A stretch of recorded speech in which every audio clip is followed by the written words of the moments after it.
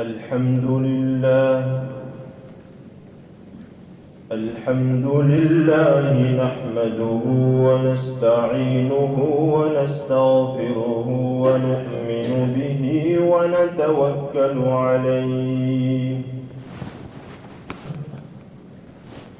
ونعوذ بالله من شرور أنفسنا ومن سيئات أعمالنا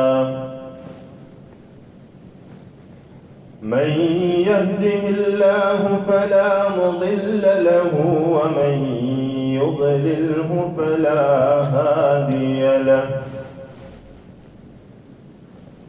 ونشهد أن لا إله إلا الله وحده لا شريك له ولا نظير له ولا وزير له ولا مشير له ولا معين له وصل على النبي وخاتم النبيين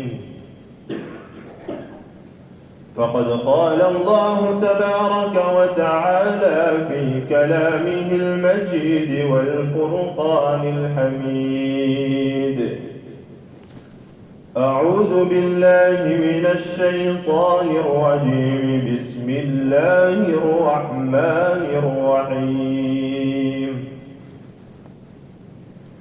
يا عبادي الذين أسرفوا على أنفسهم لا تقنطوا من رحمة الله إن الله كان غفورا رحيما صدق الله مولانا العظيم وصدق رسوله النبي الأمي الكريم ونحن على ذلك لمن الشاهدين والشاكرين والحمد لله رب العالمين.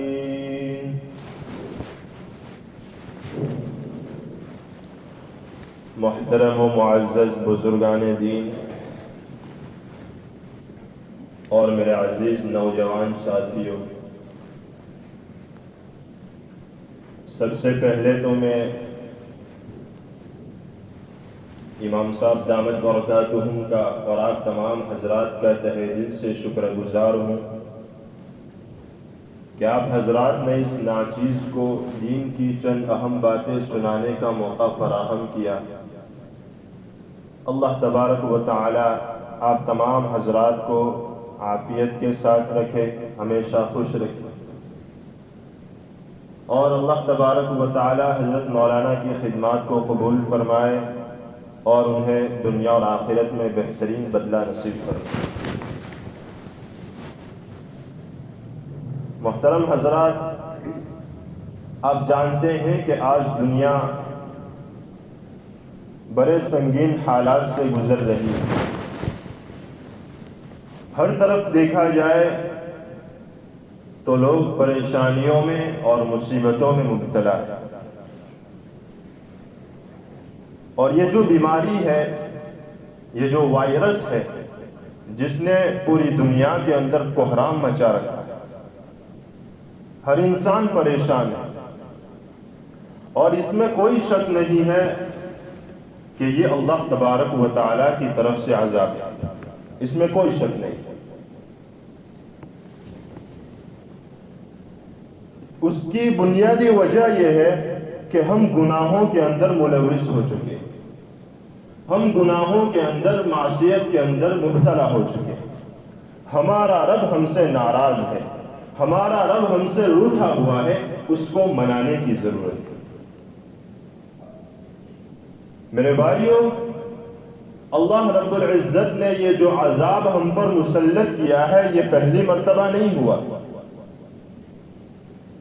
اس دنیا کے اندر جتنی بھی قومیں تشریف لائی ہے، جب بھی کسی قوم نے اللہ تبارک و تعالیٰ کی نافرمانی کی ہے، معصیت میں مبتلا ہوئے ہیں، اللہ کی ناشکری کی ہے، تو اللہ رب العزت نے ان پر طرح طرح کے عذاب مسلط کیے، اور قرآن کریم اس کو بڑی تفصیل سے بیان کرتا ہے. چنانچہ ابلیس ملعون کا ایک وقت وہ تھا کہ وہ کثرت عبادت کی وجہ سے اللہ تبارک و تعالیٰ کی اتنی عبادت کیا کرتا تھا، اتنی عبادت کیا کرتا تھا کہ اللہ تبارک و تعالیٰ کا اس کو اتنا قرب حاصل تھا کہ اللہ تبارک و تعالیٰ نے اس کو فرشتوں کا امام بنا دیا تھا، فرشتوں کا سردار بنا دیا تھا، فرشتوں کا استاد بنا دیا تھا۔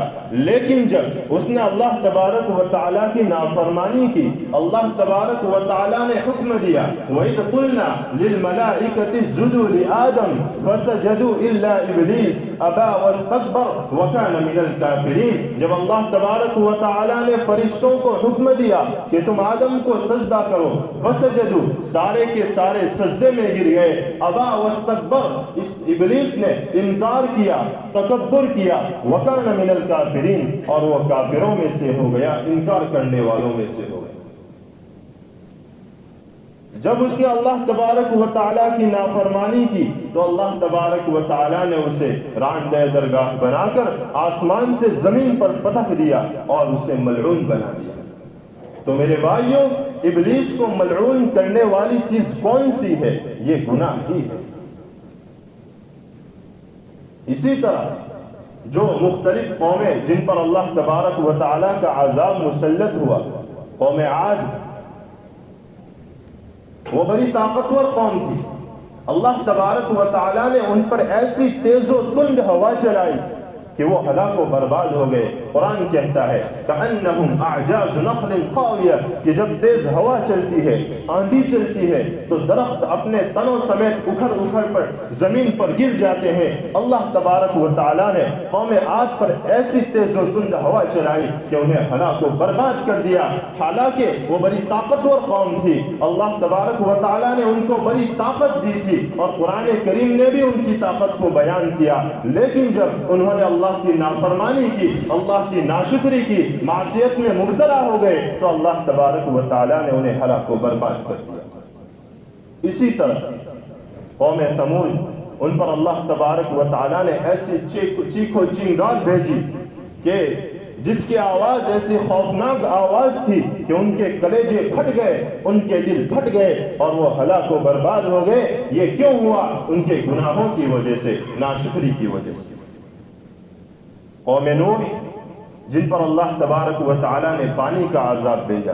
کیسے بھیجا؟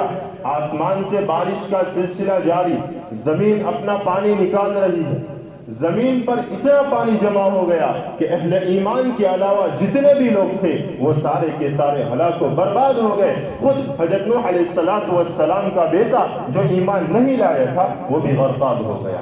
یہ کیوں ہوا؟ یہ ان کے گناہوں کی وجہ سے۔ اسی طرح قوم شعیب، جنہوں نے ناپ تول میں کمی کی، تجارت میں ایک دوسرے کو دھوکہ دینے لگے، معصیت میں مبتلا ہو گئے، اللہ رب العزت نے ان پر آگ کا عذاب بھیجا۔ کیسے بھیجا؟ 7 روز مسلسل سخت گرمی پڑی، 7 روز مسلسل سخت ایسی گرمی پڑی کہ ندیوں اور تالابوں کا جو پانی تھا وہ بھاپ بن کر اوپر اٹھ گیا۔ اب وہ سخت پریشان ہے، بے چین ہے۔ اسی دوران اللہ تبارک و تعالیٰ نے ایک کالا بادل بھیجا، وہ بڑے خوش ہو گئے، ناچنے لگے کہ اب بارش ہوگی، چلو ہم اس کے نیچے جمع ہو جاتے ہیں تاکہ ہمیں جب بارش گرے تو ہمارے اوپر گرے اور ہمیں چین اور سکون حاصل ہو۔ لیکن میرے بھائیوں، جب اللہ تبارک و تعالیٰ جب اللہ تبارک و تعالیٰ کی پکڑ آتی ہے تو میرے بھائیوں، اللہ رب العزت نے اس بادل سے پانی کے بجائے آگ برسائی اور انہیں ہلاک و برباد کر دیا۔ یہ کیوں ہوا؟ یہ ان کے گناہوں کی وجہ سے۔ میرے بھائیوں، میرے کہنے کا مقصد یہ ہے کہ اگلی امتیں جو ہلاک ہوئی ہے وہ ان کے گناہوں کی وجہ سے، انہوں نے اللہ کی نافرمانی۔ اب ہم اپنا جائزہ لیں، کسی کو کچھ کہنے کی ضرورت نہیں ہے، انسان خود اپنے گریبان میں جھانک کر دیکھ لے کہ میری زندگی کے اندر اللہ تبارک و تعالیٰ کے احکام، اس کے اوامر کتنے ہیں اور اس کی نافرمانیاں کتنی ہیں۔ میری زندگی کے اندر اللہ کے رسول صلی اللہ علیہ وسلم کے طریقے کتنے ہیں۔ میرے بھائیوں، گناہ کرتے کرتے ہمارے دل سیاہ ہو چکے ہیں، ہر وقت ہم گناہوں میں مبتلا رہتے ہیں، حضرت مولانا ذوالفقار صاحب دامت برکاتہم اپنی کتاب خطبات ہند میں لکھتے ہیں کہ دل کے سیاہ ہونے کی 3 علامتیں ہیں.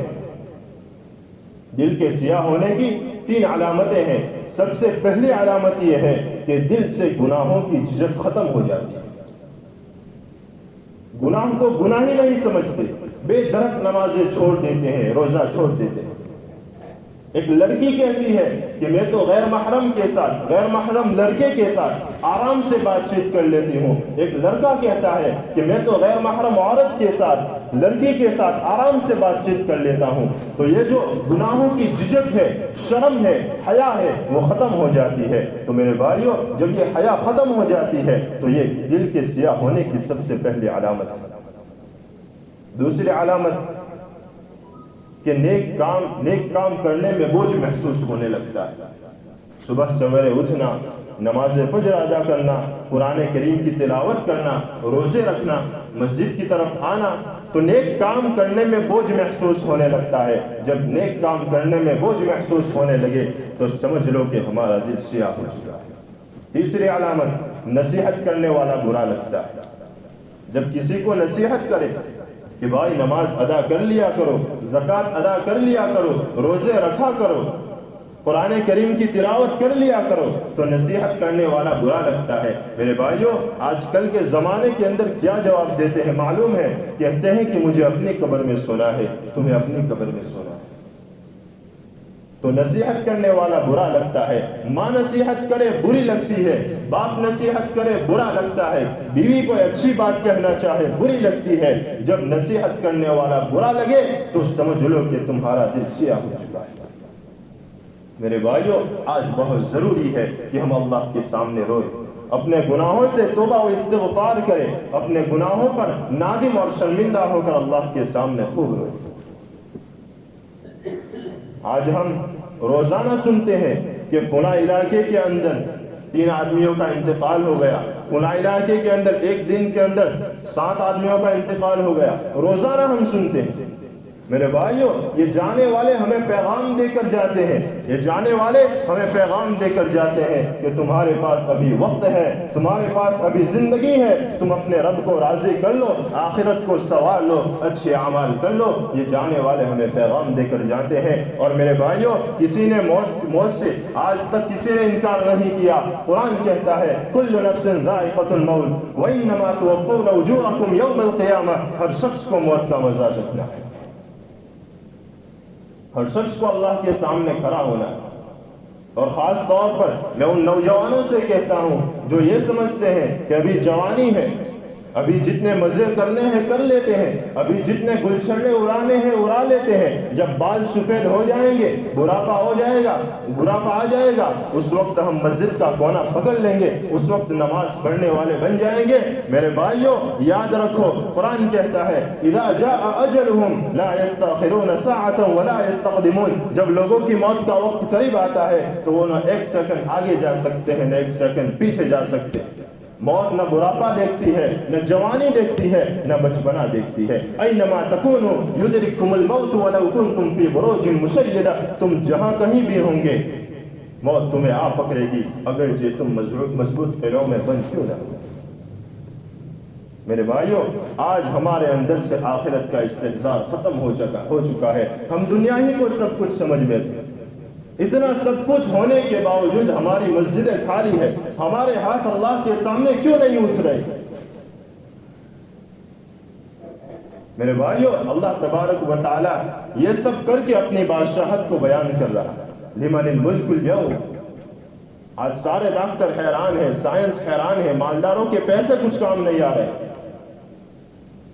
آج بہت ضروری ہے کہ ہم اپنے گناہوں سے توبہ کریں، اپنے دلوں کے اندر اللہ کی محبت پیدا کریں، اللہ کے رسول کے طریقوں کو فالو کریں. جب اللہ تبارک و تعالیٰ کی محبت دل میں پیدا ہو جائے گی تو ہمارے لیے ہر نیک عمل کرنا آسان ہو جائے گا. ہمیں نماز میں مزہ آئے گا، روزہ رکھنے میں مزہ آئے گا، قرآن کریم کی تلاوت کرنے میں مزہ آئے گا.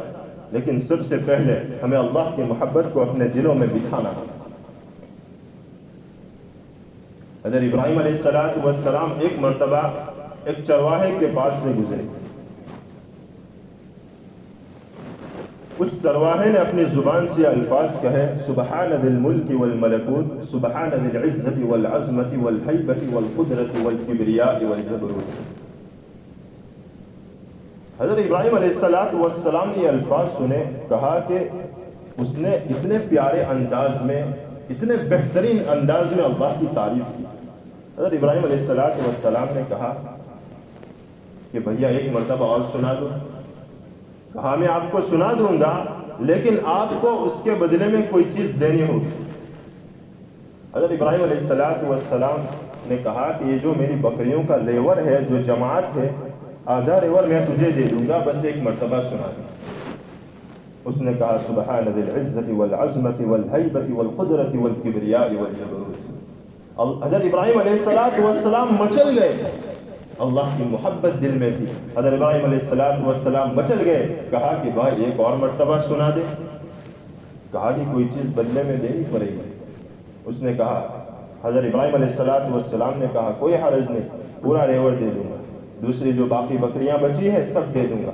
اس نے کہا سبحان ذی العزت والعظمت والہیبت والقدرت والکبریاء والجبروت. حضرت ابراہیم علیہ السلام جوش میں آ گئے, کہنے لگے اے میرے رب, یہ تیرا بندہ اتنے پیارے انداز میں تیری تعریف کر رہا ہے اور تیرا ابراہیم سن رہا ہے. اس سے کہا اور ایک مرتبہ سنا دو. اس نے کہا کہ اب تو آپ کے پاس کچھ بھی نہیں ہے دینے کے لیے. حضرت ابراہیم علیہ السلام میرے بھائی سننے کے قابل ہے. حضرت ابراہیم علیہ السلام نے کہا کہ بھائی یہ جو بکریاں میں نے تجھے دی ہے اس کو چرانے کے لیے تجھے چرواہے کی ضرورت پڑے گی, بس میں تیری بکریاں چرایا کروں گا, بس ایک مرتبہ سنا دے. اللہ اکبر. اس چرواہے نے کہا ابراہیم خلیل اللہ علیہ السلام, میں اللہ کا فرشتہ ہوں, اللہ رب العزت نے مجھے بھیجا کہ جاؤ ابراہیم کے پاس جاؤ اور جا کر دیکھو کہ ابراہیم میرے نام کے کیا دام لگاتا ہے. میرے بھائیو, جب دل میں اللہ کی محبت پیدا ہو جاتی ہے تو پھر ہر چیز قربان کرنا آسان ہو جاتا ہے. اللہ بھی اپنے بندوں سے بہت محبت کرتا ہے. اللہ تبارک و تعالیٰ بھی اپنے بندوں سے بہت محبت کرتے ہیں. اللہ تبارک و تعالیٰ چاہتے ہیں کہ بندہ میری طرف آئے. اللہ تبارک و تعالیٰ فرماتے ہیں کہ آسمان اور زمین کے درمیان جو خلا ہے تم گناہوں سے بھر دو, اس کے بعد بھی تم میرے پاس آ جاؤ اور ایک مرتبہ صدق دل سے آ کر یہ کہہ دو کہ اللہ مجھے معاف کر دو, میں تمہیں معاف کر دوں. اللہ تبارک و تعالیٰ کی شان غفاری.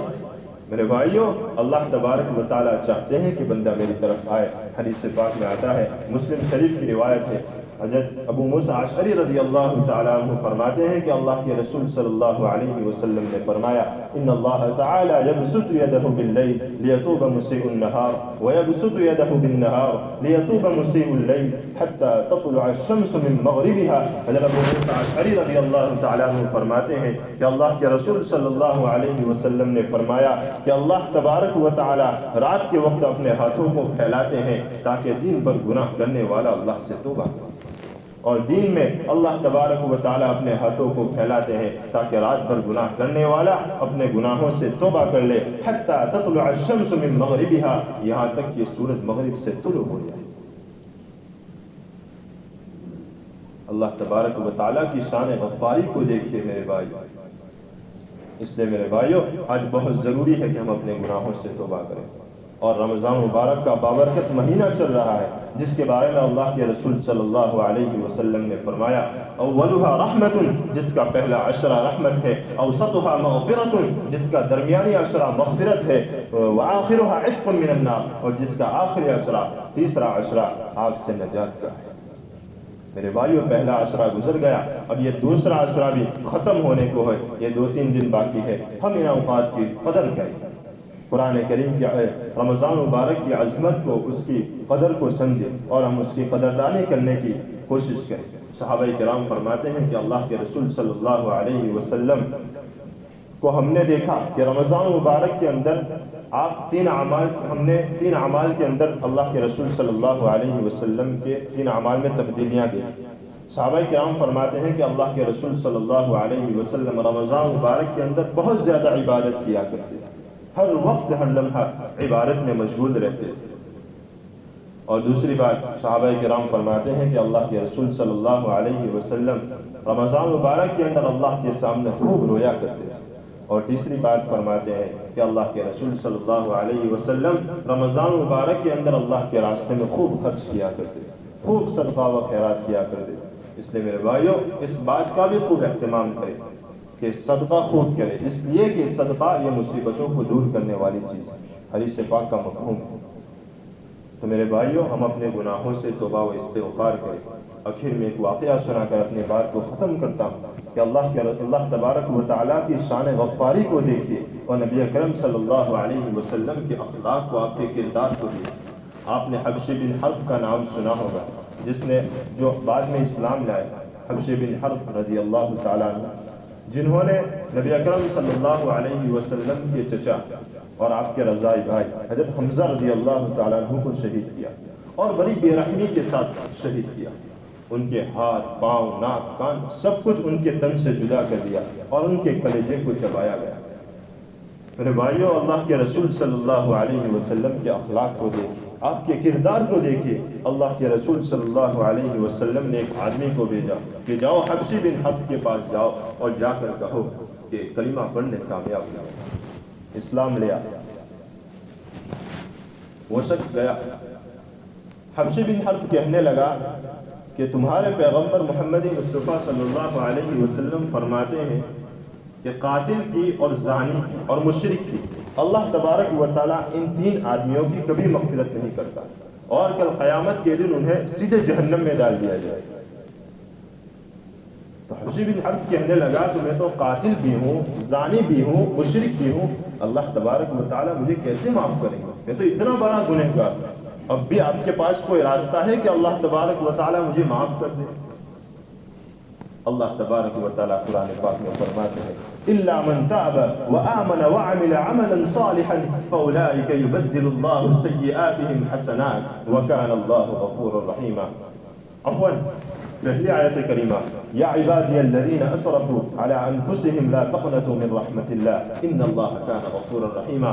اللہ تبارک و تعالیٰ فرماتے ہیں الا من تاب وآمن وعمل عملا صالحا فاولئک یبدل اللہ سیئاتهم حسنات، جو شخص توبہ کرے، ایمان لائے اور اعمال صالحہ کرے، اللہ تبارک و تعالیٰ اس کے گناہوں کو نیکیوں کے اندر تبدیل کر دے۔ حبشی بن حرب کے پاس تین شرطیں ہیں، توبہ کرنا، ایمان لانا اور اعمال صالحہ کرنا۔ وہ کہنے لگا کہ اگر یہ تینوں شرطیں مجھ سے پوری نہیں ہوئی تو اللہ تبارک و تعالیٰ فرماتے ہیں ان اللہ لا یغفر ان یشرک بہ ویغفر ما دون ذلک لمن یشاء، کہ اللہ تبارک و تعالیٰ جس کے لیے چاہے گناہوں کو بخش دیتے ہیں سوائے اس شخص کے جو اللہ کے ساتھ کسی کو شریک ٹھہرائے۔ اللہ تبارک و تعالیٰ اس کے علاوہ جتنے بھی گناہ ہیں سب معاف کر دیتے ہیں۔ حبشی بن حرب کہنے لگا کہ میں تو اتنا بڑا گنہگار ہوں، اللہ رب العزت مجھے کیسے معاف کریں گے؟